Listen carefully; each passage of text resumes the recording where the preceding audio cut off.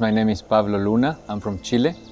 I'm 31 years old. I started to learn from the culture, the Balinese culture, the craftsmanship here. I was so inspired and at awe of the feeling of living in a bamboo or a wood house that I decided that this was going to be my life, my journey.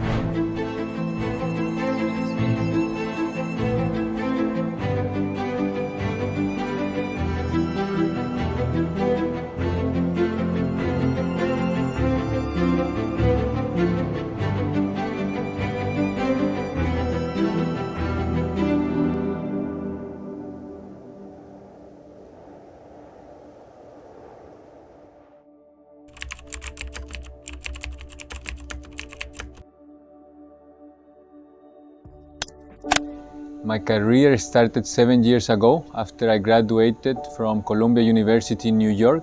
I moved to Bali to learn about bamboo and the sustainable movement that was taking place here. My first experience was at the Hotel Bambuinda, in which was I able to learn from John Hardy and his family how to work and live with bamboo. After a year and a half, I decided to begin my own journey.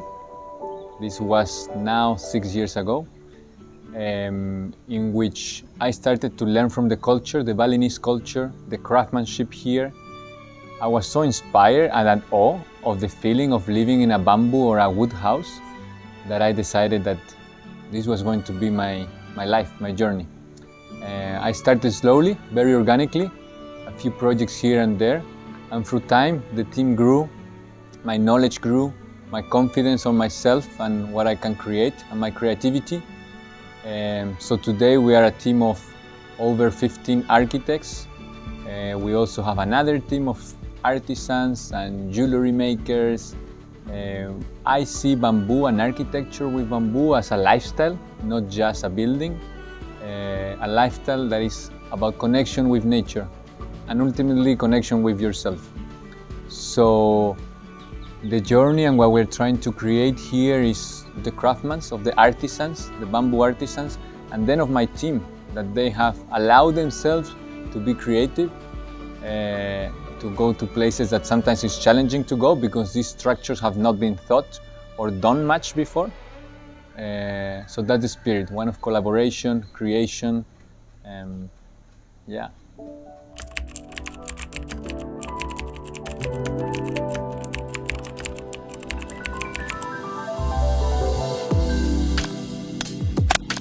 Okay, to answer the first question, what attracts me about the Mandala project? First, the people that are behind it. I have really got to connect a little bit with all this beautiful Mandala and Invest Island team. I think they have a very clear vision. They are not just trying to create something sustainable, they are pushing for it. They are challenging us, the architects and all the other consultants involved. So I really appreciate that spirit. It's the spirit of growth. Very few developments want us to go that deep, and that really moves me and motivates me to be part of this project. Your second question regarding what I want to bring into the table, the inspirations, I believe in this idea of creativity, that we all can access to that space. So I don't know yet, because I haven't started designing, what are all the elements that we're going to bring there. But definitely concepts of sustainability, understanding sustainability holistically, from the environment, social. I want to be very local. I want to understand more about Lombok, the roots, the vernacular architecture here, and bring that into the design. And of course, we want to bring a touch of inspiration. That is what we live and breathe at the studio.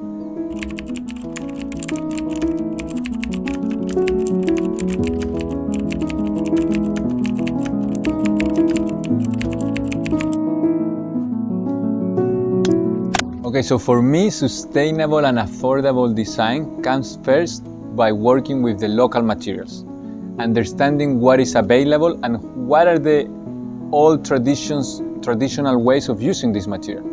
That's the first thing that I really want to implement, and the research stage of this project is key for that, and that's one of the reasons why I'm here today. A second way is that beauty and affordability, as I was saying before, they go hand by hand. To create a beautiful design, actually, the more simple, the better. The more things we can take out, the beauty shines. Because it's all about, for me, about one movement. We don't need to do these crazy designs that move all around. For me, that gets a little bit messy and confusing for the experience of the user. For me, it's about, okay, what do we want to highlight? What is this space about? And the Eco Village, the guidelines are quite clear, so we know the experience that we want to create for the user. We want to bring this natural living. We want to rechange or reimagine this concept of luxury. So with all these constraints or boundaries, for us it's very easy to design. And I believe the affordability and the beauty, all of them are kind of just flow as the boundaries are very clear and kind of the goal and this vision, kind of just flow in there in between all the people that are involved in the project.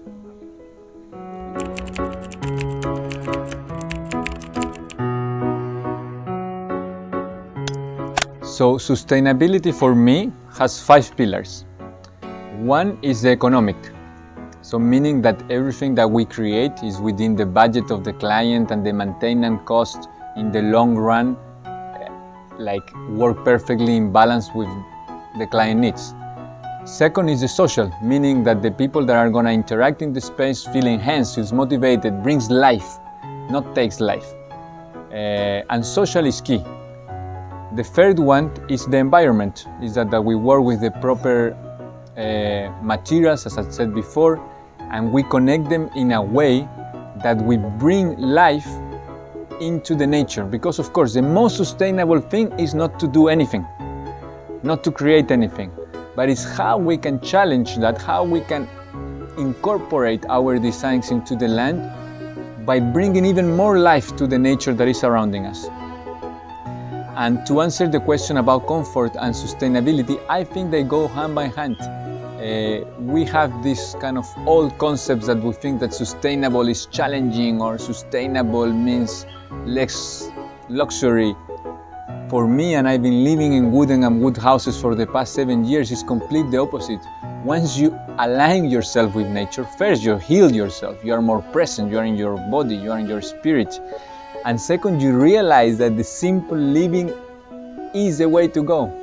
There is many techniques, architecture kind of tricks that we use to bring this, in the way we shade the buildings, in the way the water moves, how we unite like at the outside and the inside. And that you will see it. But for me, it's first sharing and especially with my peers, like this idea of coming back to our roots, of let's stop complicating things, let's get back to more mindfulness, more hard living, and from there create spaces that empower us all to live happier and enjoy this gift that life is. To allow us to see, like here we have the banana trees, these wooden houses, to be grateful for what already is. And I think, the biggest change that I would like to impulse through my architecture and through sustainability and comfort, the biggest comfort is to live in your heart, to be present. And that anything outside of you, you can be anywhere, but the idea is to inspire that coming back to ourselves. And that's my real dream with my architecture. It has nothing to do with famous, with beautiful shapes, have all to do with being yourself, understanding yourself, and from then finding peace wherever you go.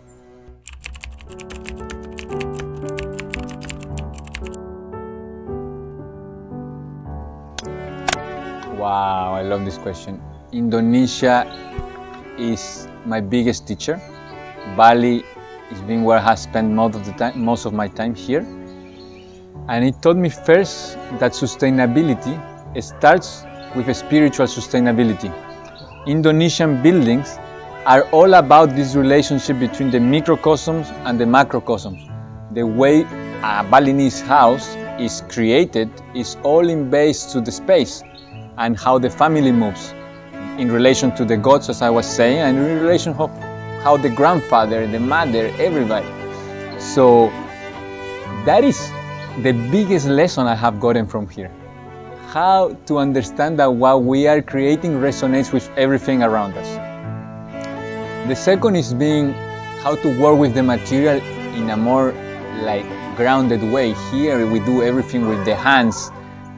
Here the feet of the craftsman, they move things like if they were their hands, and there is such an awareness of who they are and how they live that is always inspiring us to challenge ourselves to create something new, because we see that everything is possible.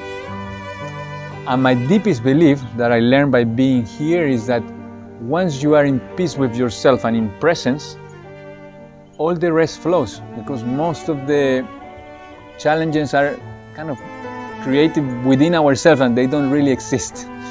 So that is being what Bali has brought to me. And from that peace of mind, I feel that our designs can exist and create actually at a pace that I'm not expecting, how fast they are kind of being born. So yeah, it is deeply rooted in me and my team, this culture in Indonesia, in Bali, on the way we create, on the way we think, on the way we live.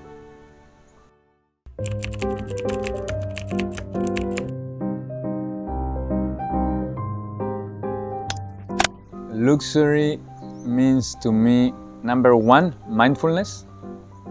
As I have been repeating and repeating here, is just presence, because luxury is how you perceive the world. And we can be surrounded of beauty, but you can be in a bad state of mind and you don't perceive it. That is one, mindfulness. Second is gratefulness, understanding that life is a gift. So most of these concepts, even though I'm an architect, for me come from within. The third one would be, of course, natural living. Having the opportunity to walk in a garden, to work in the garden, to live with materials that breathe, like bamboo or wood. And then, of course, to live in designs that flow with who you are and challenge you a little bit. Invite you to be a better human being. Beautiful. Eco Village for me means a space where you come together with people from all over the world with different backgrounds. They can be your neighbors from all your life, but meaning in the approach to life where you are open to learn from them and grow with them and co-create with them. Is a space for spiritual, social, economic growth. It's a space where you challenge yourself a little bit to understand nature and yourself every day in a new way. Basically, it's a place to gather, grow, live, enjoy with people that are sharing a similar path.